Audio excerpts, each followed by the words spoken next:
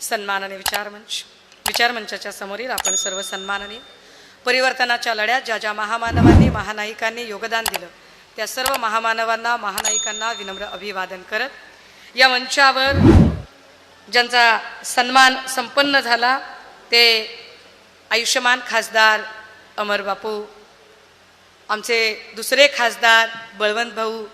मला आनंद आहे की या दोनही खासदारांच्यासाठी विजयाची सुनिश्चिती करणाऱ्या प्रचार सभा मला घेता आल्या आणि या मतदारसंघांमधून मला फिरता आलं. ज्यांनी अत्यंत सद्भावनेने आणि अत्यंत स्पिरिच्युअल वातावरणामध्ये माझ्यासाठी मंगल कामना व्यक्त केल्या त्या आयुष्यमती यशोमती ताई आणि जे अजून एक खासदार जे शिवसेनेची मशाल इथं तेवत राहावी यासाठी संपर्क नेत्याच्या भूमिकेत आहेत असे खासदार अरविंदभाई सावंत, मंचावर उपस्थित सर्व शिवसेनेचे पदाधिकारी ज्यांच्या प्रयत्नातनं हा अतिशय सुंदर देखणा कार्यक्रम इथं संपन्न होत आहे ते जिल्हा प्रमुख आयुष्यमान सुनील खरातेजी, सर्व इलेक्ट्रॉनिक तथा प्रिंट माध्यमांचे प्रतिनिधी, भावांनो आणि बहिणींनो. चॅनलवाले फार फोन करत आहेत गेल्या 5-10 मिनिटांपासून. विनंती असेल की ज्यांचे लाईव्ह युनिट आहे त्यांनी चालू ठेवायला हरकत नाही. महत्त्वाचं बोलणार आहे. खरं तर काहीतरी वेगळं बोलायला आले होते परंतु 5-10 मिनिटापूर्वीचं एकदम वातावरण चेंज झालं आणि त्यामुळे हे बोलणं भाग आहे, बोललं पाहिजे. मी मगाचपासून खूप स्त्रियांबद्दल बोललं गेलं. स्त्री ही क्षणाची पत्नी असते, अनंतकाळची माता असते. स्त्रीला अबलामान्य नामर्दपणाचे लक्षण आहे. स्त्री ही जिच्या हाती पाळण्याची दोरी ती जगाचा उद्धार करी. जिसके हाथ में पालने की डोर है पूरे जग की आशा है उसकी ओर है. एक स्त्री शिकली की अख्खं घर शिकतं. शिकलेली आई घर पुढे जाई. हर कामयाब मर्द के पीछे एक औरत का हाथ होता है. Blah blah blah blah blah blah blah blah. खूप काय काय काय काय काय होते माहिती का. हे सगळं चांगलं चांगलं ऐकलं ना की आपल्याला वाटते हमने शायद बहुत बड़े पुण्य किया है जो हम स्त्री के जन्म से आई है. आज स्त्रियांचा सन्मान आहे आणि स्त्रियांच्या सन्मानाच्या साठीचा हा उपक्रम आहे. माय माऊल्यांनो, अगदी मनापासून म्हणजे इकडच्या पुरुषांनी सुद्धा ज्यांना आई आहे, ज्यांना बहीण आहे, ज्यांना मुलगी आहे, ज्यांना पत्नी आहे त्या सगळ्यांनीही मायबापाच्या इमानदारीनं आपल्या अंतकरणावर हात ठेवून एक उत्तर द्यावं. तुम्हाला असं वाटतं का तुमच्या आईने, तुमच्या बहिणीने, तुमच्या पत्नीने, तुमच्या मुलीने हातात ज्या काही बांगड्या घातल्या त्या कमकुवतपणाचं प्रतीक आहे? बहिणींनो, तुम्हाला असं वाटतंय का? आवाज कमी आला मला, गप्प बसल्या. बांगड्या या दुर्बलतेचं प्रतीक वाटतंय का? बांगड्या म्हणजे बांगड्यांचा संबंध मर्दानगीशी वगैरे जोडायची गरज वाटते का? इकडचे जरा गप्प बसलेत, मला पुढचं महत्वाचं बोलायचंय. इकडचे सगळे पुरुष काय जरा आवाज येत नाहीये मला, काय वाटतंय? अरे मोठ्या आवाजात दादा हो, हात उंचावून. इकडचे मधल्या रो मधले बांगड्या मा जिजाऊंनीही घातल्या होत्या, बांगड्या मा सावित्रींनी घातल्या होत्या, बांगड्या मा रमाईने घातल्या होत्या. बांगड्या या राज ठाकरे असतील किंवा सन्मान्य पक्षप्रमुख उद्धव ठाकरे असतील, या दोघांना अत्यंत प्रेमाने घास भरवणाऱ्या आणि मातोश्रीवर आल्यानंतर तितक्याच प्रेमाने एकनाथ शिंदेंना सुद्धा घास भरवणाऱ्या स्वर्गीय मासाहेब मीनाताई ठाकरेंनीही घातल्या होत्या. आज मनसेच्या लोकांनी सन्माननीय पक्षप्रमुख ज्या कार्यक्रमाला पोचले त्या कार्यक्रमाच्या हॉलच्या बाहेर बांगड्या वगैरे आणण्याचा बालिशपणा केला. मला राज ठाकरे आणि एकनाथ शिंदे दोघांनाही सांगायचे, मगाचपासून सगळ्या टीव्ही चॅनलचे लोक फार प्रतिक्रिया विचारत होते. प्रतिक्रिया एकत्र द्यावी, सगळ्यांना एकत्र द्यावी म्हणून थांबले की ताई हॉलच्या बाहेर बांगड्या बिंगड्या घेऊन थांबले होते लोक. काय काय म्हणता, काय म्हणते? मी बांगड्यांना का बरं हलकं समजू? मी बांगड्यांना का बरं कमी समजू? कारण ज्या राज ठाकरेच्या आणि एकनाथ शिंदेच्या लोकांनी तिथे बांगड्या आणल्या त्यांना विसर पडला का की तुमच्या दोघांचा देह पोसणाऱ्या तुमच्या आयांनी ज्या हाताने तुम्हाला घास भरवला त्या हातांमध्ये बांगड्याच होत्या, बांगड्याच होत्या त्या हातामध्ये. तुम्हाला वाटतंय की तुम्ही बांगड्या आणल्या इकडे म्हणजे फार मोठा पराक्रम दाखवला. अरे दादा हो, कुणाला नाटकं शिकवताय? अख्ख्या मराठवाड्यात ज्या राज ठाकरेंना फिरायला लोकांनी जागा ठेवली नाही, जाल तिथे नाकेबंदी केली, तुम्हाला तुमचा दौरा गुंडाळावा लागला. ज्या एकनाथ शिंदेंना एकीकडे तुम्ही बहीण माझी लाडकी म्हणता ना आणि बहिणीच्या हातातल्या बांगड्यांना कमी समजता, म्हणजे तुमचं प्रेम बेगडी आहे, म्हणजे तुम्ही बहिणींचा सन्मान करत नाही. आणि तुम्ही बांगड्या बिंगड्यांचा हॉलच्या बाहेर नाटक करता आणि तुम्हाला असं वाटतं की असं नाटक केल्यावर आम्ही फार विचलित होऊ किंवा आम्हाला अजिबात नाही. स्त्री शक्तीचा सन्मान म्हणजे बांगडी आहे, फार महत्वाची आहे ती. इथल्या तमाम स्त्रियांनी ज्या मनगटांनी हा संसाराचा गाडाही ओढला, इथल्या तमाम स्त्रियांनी आपल्या पुरुषांच्या सोबत, भावासोबत, बापासोबत, आपल्या जोडीदारासोबत अख्खं घर चालवण्यासाठी प्रयत्न केले. त्यांच्या हातातली बांगडी ही कमालीची सन्माननीयच आहे, आम्हाला फार सन्माननीय आहे. पण मुद्दा असा आहे की ज्यांनी हे नाटक केलं हॉलच्या बाहेर त्या सगळ्यांना मला प्रश्न पडतो कधी कधी, मग मराठवाड्यात काय झालं होतं तुम्हाला? विदर्भात काय झालं होतं? ठाण्यात बरं आठवलं? ठाण्यात तुम्ही तुमच्या कंट्रोल सिच्युएशन मध्ये जिथे एकनाथ शिंदेची तुम्हाला मदत मिळू शकते, म्हणजे एक उपकंत्राटदार फ्रस्ट्रेट होतो आणि मुख्य कंत्राटदाराकडे तक्रार करतो. मुख्य कंत्राटदार उपकंत्राटदाराला सांगतो की ठीक आहे, तू माझ्या इलाक्यामध्ये, अरे अपने इलाके में तो कुत्ता भी शेर होता है, मजा तो तब है इलाका तुम्हारा और धमाका हमारा होता है. आणि सुषमा अंधारे ती ताकद ठेवते. तुमच्यासारख्या भ्याड गोष्टी करायला. खरं तर मला काल जेव्हा घटना घडली एक की कोणीतरी काय सुपाऱ्या बिपाऱ्या असल्या गोष्टी केल्या, तो मी स्वतः माध्यमांना कालही म्हटलं, मला वाटतं सकाळी म्हटलं की अरे ही गोष्ट अशी नाही करायला पाहिजे, कुणीच नाही करायला पाहिजे. आपण मुद्द्यांचा वाद मुद्द्यांनी केला पाहिजे, प्रतिवाद केला पाहिजे. मग मला आज माध्यम विचारायला लागले, संदीप देशपांडे असं म्हणले तसं म्हणले. कोण संदीप देशपांडे? कोण संदीप देशपांडे? एक साधी 149ची नोटीस पोलिसांनी दिल्यावर जो एका महिला पोलीस हवालदाराला धक्का देऊन पाय लावून पळून जातो, मी त्याच्यावर व्यक्त व्हायचं, वार धंदा त्याच्यावर बोलायचं. मी काय म्हणाल तुम्ही? राज ठाकरेंनी मोहळ उठवू आम्ही असं म्हटलेलं आहे. तुम्हाला वाटतंय गडकरी रंगायतांच्या जे बाहेर झालं त्याला मोहळ म्हणतात? नाही रे दादा हो, त्याला मोहळ नाहीत म्हणत. पावसाळा आला ना आणि पाऊस जास्त पडला, जरा गवत जास्त वाढलं की मच्छर आणि डास जास्त वाढतात. कधी कधी मच्छर आणि डास घुंगायला लागतात. त्यामुळे त्या प्रयत्नातनं काही झालं असेल तर हरकत नाही. हा, पण या सगळ्यांच्या मध्ये ज्यांना असं वाटत असेल की आपण फारच मोठा तीरवीर मारलाय, असे काही पेड लोक असतात. तशा सगळ्या पेड लोकांना एक सांगितलं पाहिजे. मगाशी यशोमतीताई सांगत होत्या की आमची प्राजू सांगत होती, प्राजक्ता माझी मैत्रीण आहे जी मगापासून सूत्रसंचालन करते, की इकडे समई पेटली होती आणि समईची बघता बघता मशाल झाली आणि हा शुभ संकेत आहे असं यशोमतीताई म्हणाल्या की हा शुभ संकेत आहे की मशाल पेटली, समईची मशाल झाली, ती मशाल महाराष्ट्रभर पेटणार आहे. कदाचित त्यामुळेच एकनाथ शिंदे असतील किंवा देवेंद्र फडणवीस असतील फार डेस्परेटली प्रयत्न करत आहेत. फ्रस्ट्रेशन प्रचंड आहे. किती फ्रस्ट्रेशन असावं की ज्यांना आली आहे मतांची कडकी आणि महाविकास आघाडीमुळे ज्यांच्या उरात भरली धडकी त्यांना आता वाटते बहीण माझी लाडकी. कमाल आहे.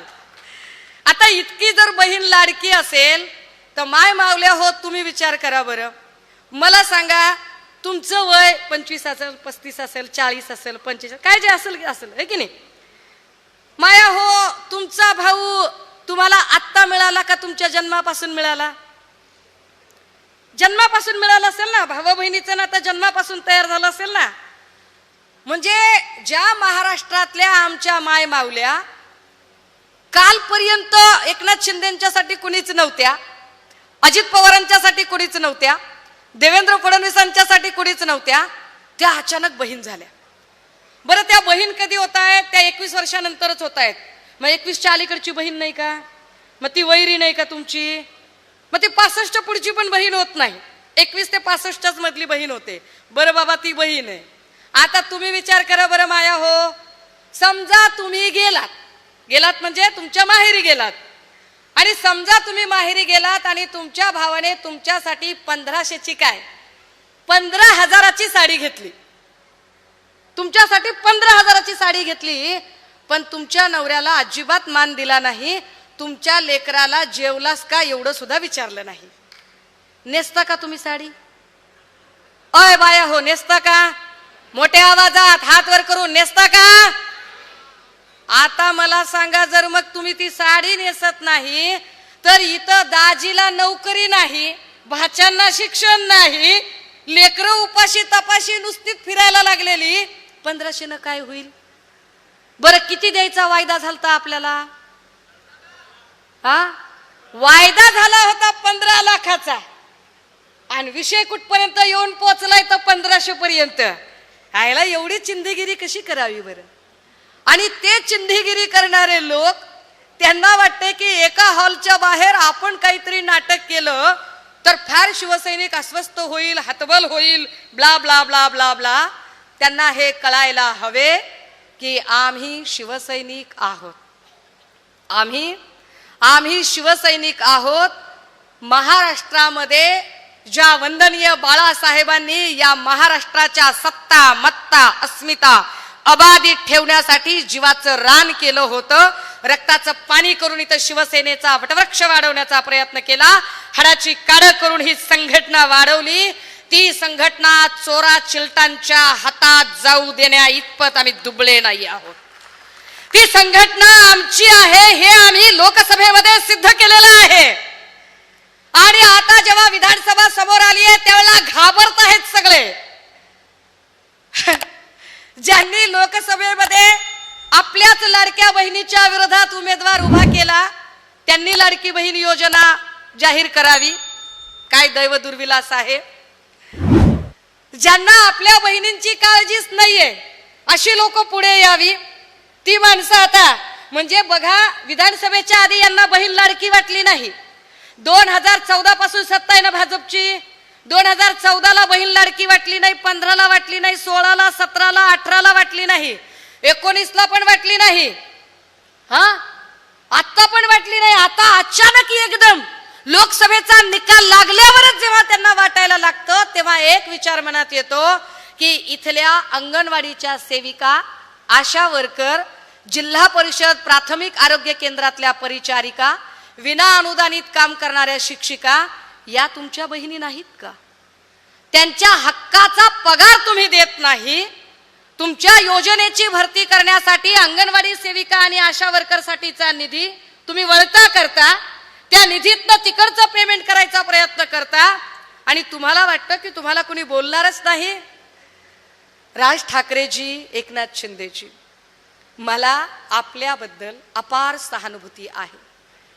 आज सुद्धा आपल्या माणसांनी केलेला बालिश प्रयत्न माझ्यासाठी कमालीचा हास्यास्पद आहे.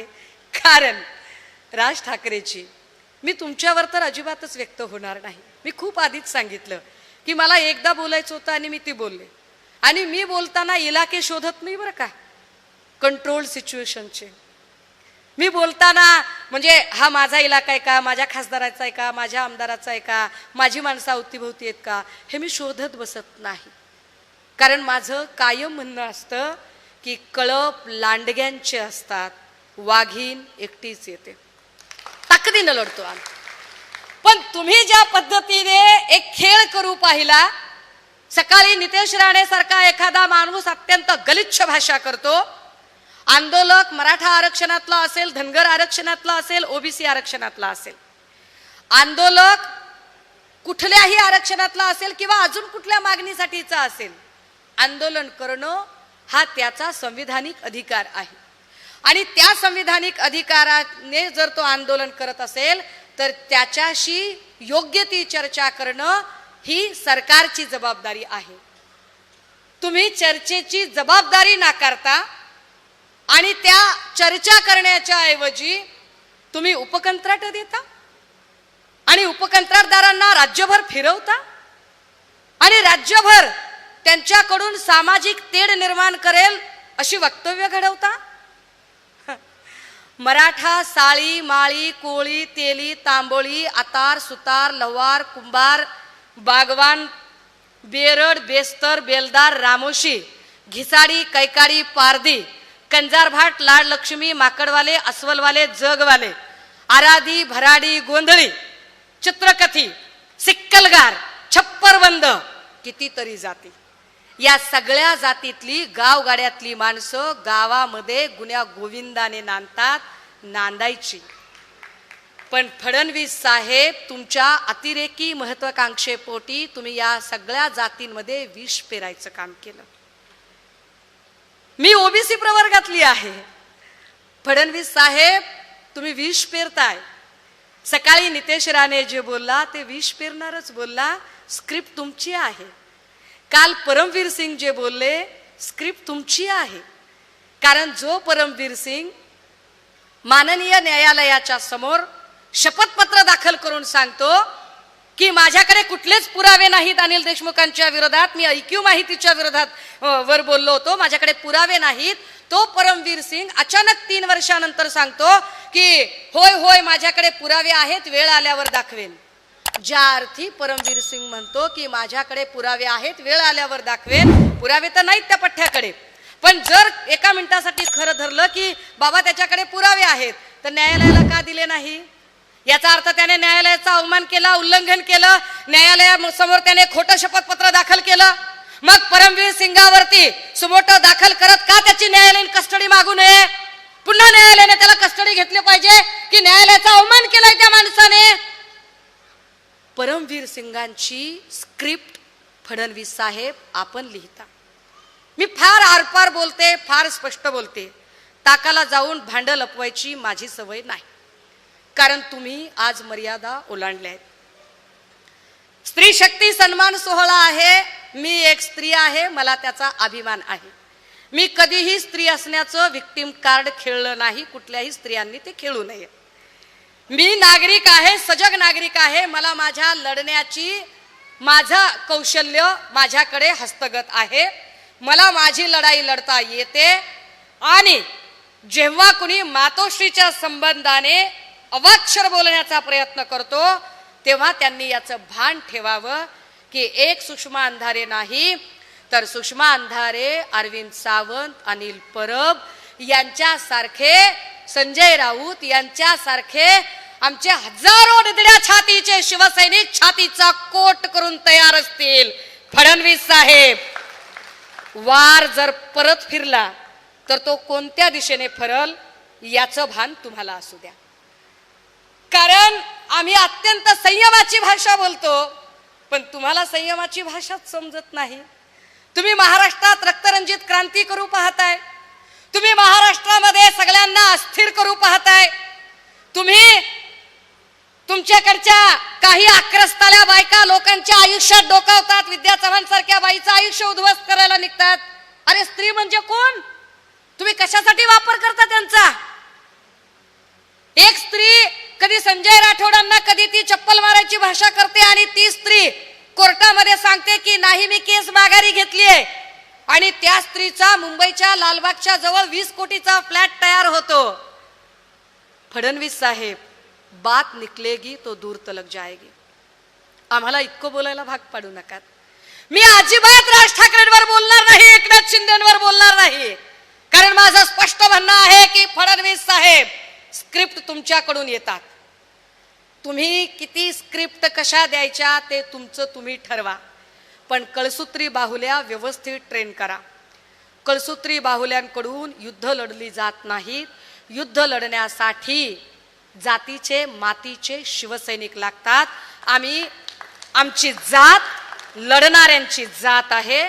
आमची जात शिवसैनिकाची जात आहे. आमचा धर्म हा वंदनीय बाळासाहेबांनी सांगितलेला महाराष्ट्राची अस्मिता जपणारा धर्म आहे.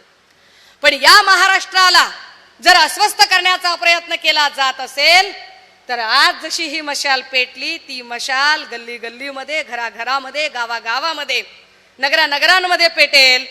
फडणवीस साहेब, तुम्ही गृहमंत्री आहात. तुमच्याकडे खाती आहेत, खूप सारी खाती आहेत तुमच्याकडे. गृह खातं महत्वाचं खातं आहे. इथे स्त्री शक्ती सन्मान सोहळा चालू आहे. खरंच तुम्हाला स्त्रियांचा सन्मान, स्त्रियांचं संरक्षण आणि खरंच तुम्हाला बहिणी लाडक्या वाटतात का?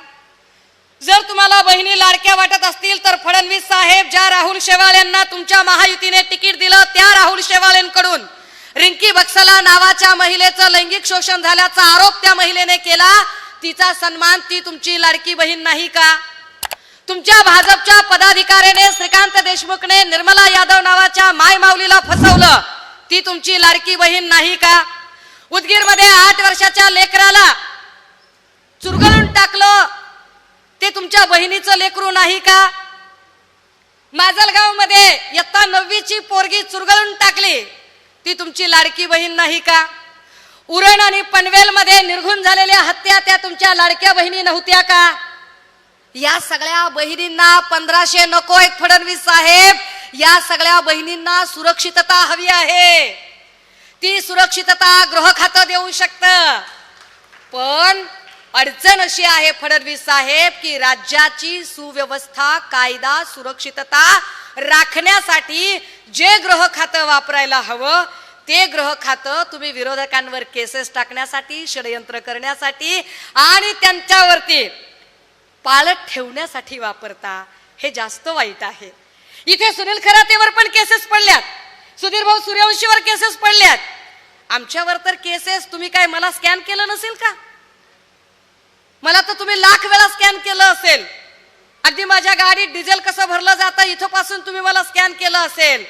पण तुमची अडचण अशी आहे की ना मी आर्थिक मध्ये कुठं सापडते, ना माझ्या चारित्र्यावर शिंतोडे उडवण्याची तुमची ताकद आहे.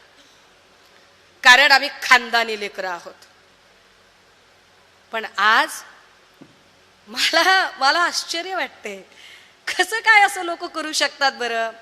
फडणवीस साहेब, अमृता वहिनी सुद्धा बांगड्या कधीतरी घालतच असतील, कधीतरी, काय हरकत आहे?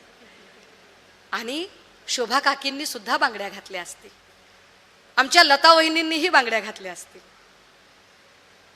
त्या पद्धतीने तुम्ही वागता तेव्हा तुमच्या कुटुंबातल्या स्त्रियांचाही तुम्ही अवमान करता. राहिला प्रश्न सन्मान्य पक्षप्रमुख उद्धव साहेबांचा. खरं तर फार संयमी नेतृत्व आम्हाला लाभलंय आणि इतक्या संयमी नेतृत्वाकडून आम्ही प्रचंड मर्यादाशील आणि संस्कारक्षम असणं शिकत आलेलो आहोत. त्यामुळे आम्हाला आमची लढाई अत्यंत सनदशीर मार्गाने लढता येते.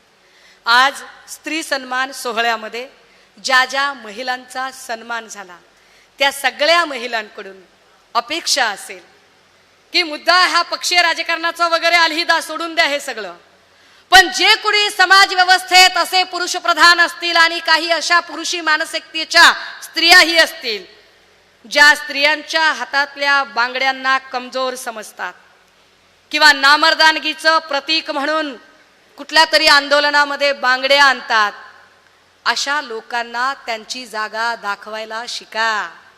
कारण हा तुमच्या स्त्रीत्वाच्या मर्यादेचा, तुमच्या अस्मितेचा प्रश्न आहे. या स्त्री शक्ती सोहळ्याच्या निमित्ताने इथं उपस्थित झालेल्या सगळ्या मायमावल्या हो, फार गोड गोड काहीतरी बोलावं वगैरे असं कधी कधी येतं माझ्या पण डोक्यात, आणि मी गोडच बोलते बरं का, मी फार गोड बोलणारी आहे. परंतु माझी अडचण अशी आहे की माझ्या समोर इतके उर्मट, इतके रगेल लोक आहेत खूप लोकांना वाटतं की माझ्या बोलण्यात फार धग आहे. होय, माझ्या बोलण्यात प्रचंड धग आहे, कारण माझ्या जगण्यात तितकी रग आहे. मी अत्यंत धगीचं आयुष्य जगून आली आहे. माझं बोलणं तेवढं रगेल वाटेल तुम्हाला.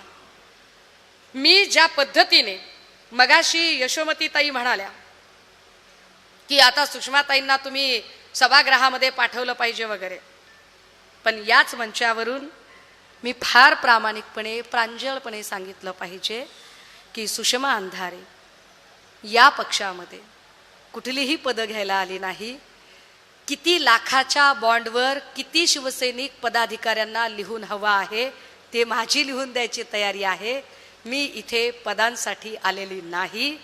मी सन्माननीय पक्षप्रमुख उद्धव साहेबांची बहीण म्हणून आणि मातोश्रीची लेक म्हणून राहण्यासाठी आलेली आहे.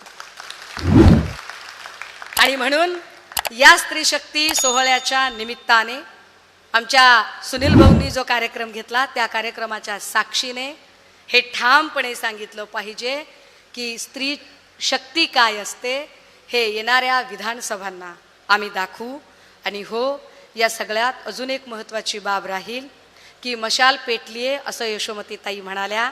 बळवंत भाऊ, यशोमतीताई एका प्रचार सभेत असंही त्यावेळेला म्हणाल्या की आम्ही बळवंत भाऊंना आता लोकसभेसाठी पाठवतोय आणि दर्यापूरची जागा आता रिकामी होईल आणि ती दर्यापूरची जागा ही शिवसेनेची निवडून आणण्यासाठी आम्ही प्रयत्नही करू. तर तुम्ही मशाल पेटवण्यासाठी मदत कराल अशी अपेक्षा आहे. इवन बडनेरात सुद्धा मशाल पेटवण्यासाठी तुम्ही मदत कराल, कारण आपण महाविकास आघाडी आहोत. महायुतीमध्ये एकमेकांचे कपडे फाडायचा कार्यक्रम होतो. महाविकास आघाडीमध्ये हातात हात गुंफून एकीची ताकद दाखवण्याचा प्रयत्न होतो. त्यामुळे या जागा अर्थात महाविकास आघाडीचे नेते जो निर्णय घेतील तो आम्हाला शिरसावंद्य आहे. मात्र शिवसैनिक म्हणून महाविकास आघाडीकडे आमच्या वतीने आमच्या पक्षप्रमुखांनी हा प्रस्ताव ठेवावा, ही मागणी अत्यंत नम्रपणे आम्ही या मंचावरून नक्कीच करू शकतो. ते आम्ही करायला हवी, कारण आमच्या सगळ्या शिवसैनिकांच्यासाठी लढणे महत्त्वाचे आहे. आम्ही ते लोक नाही आहोत की नेमक्या निवडणुका आल्या की कुणाला तरी बिनशर्त पाठिंबा देऊ. आम्ही लढणारे लोक आहोत. आम्ही बिनशर्त पाठिंबा वगैरे असं काही नाही. तर आम्ही 5-5 वर्ष काम करतो. आम्ही मतदारसंघ बांधतो, संघटना बांधतो आणि निवडणुकीमध्ये आम्ही आमचं जे स्पिरिट आहे ते स्पिरिटही दाखवतो. पुनश्च एकदा खरातेजी आपल्याला खूप खूप अभिनंदन, शुभेच्छा. सर्व पुरस्कारार्थींना खूप खूप शुभेच्छा, अभिनंदन. कुणाच्याही भावना दुखावण्याचा माझा अजिबात हेतू नव्हता. पण चुकून माकून जर कुणाला वाईट वाटलं असेल, भावना दुखावल्या गेल्या असतील, चुकून माकून कुणाचा अपमर्द झाला असेल, कुणाचा लांबून लांबून का होईना मन दुखलं असेल, तर अशा सगळ्यांची, सभागृहातल्या बाहेरचे अगदी मुंबईपर्यंतचे ज्यांची कोणाची, तर त्याला माझा नाईलाज आहे. मला असंच बोलायचं होतं आणि मी असंच बोलणार आहे. माझी बोलण्याची भाषा काही बदलू शकत नाही. मला माझ्या बोलण्याबद्दल कुणाचीही माफी मागावी असं अजिबात वाटत नाही. पुनश्च एकदा सूत्रसंचालिका असणाऱ्या प्राजक्ता मशीदकर यांचे आणि आयोजक सुनील खराते आणि त्यांच्या सगळ्या टीमचे खूप खूप आभार. थांबते, रजा घेते. जय हिंद, जय महाराष्ट्र. गर्जा हिंदुस्तान चॅनलला सबस्क्राईब करा आणि ताज्या घडामोडी जाणून घेण्यासाठी बेल आयकॉनवर प्रेस करा.